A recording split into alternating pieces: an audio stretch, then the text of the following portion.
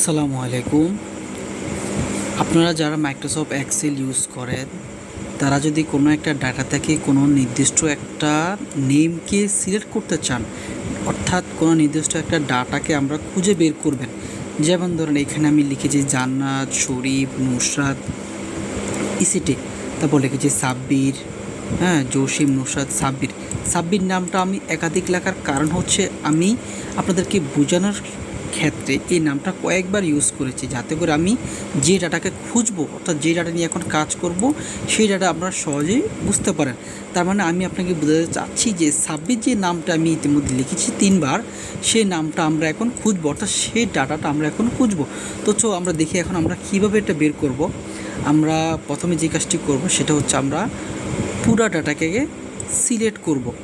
এভাবে সিলেক্ট করে সেইখান থেকে আমরা হোম মেনু থেকে চলে যাব হচ্ছে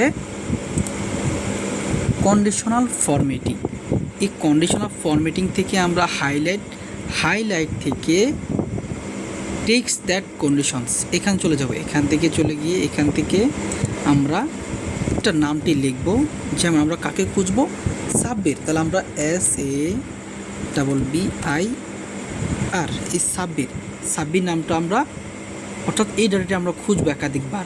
সেখান থেকে চলে যাব আমরা আইকন, এই আইকন থেকে চলে যাব কাস্টম ফরম্যাটিং থেকে চলে যাব ফিল। আমরা কি কালার দিব? আমরা আপনারা চাইলে যে কোনো একটি কালার দিতে পারেন, হলুদ দিতে পারেন, নীল দিতে পারেন।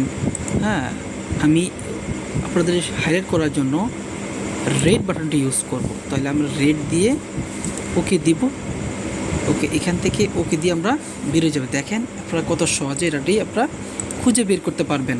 আমি সাব্বির নামের ডাটাটা একাধিকবার খুঁজতে চেয়েছি, সেটা আমাকে ফিলভাবে করে দেখাই দিয়েছে। এভাবে আমরা চাইলে খুব সহজে ডাটা খোঁজ করার জন্য এই অপশনটি ব্যবহার করতে পারি। ধন্যবাদ সবাইকে।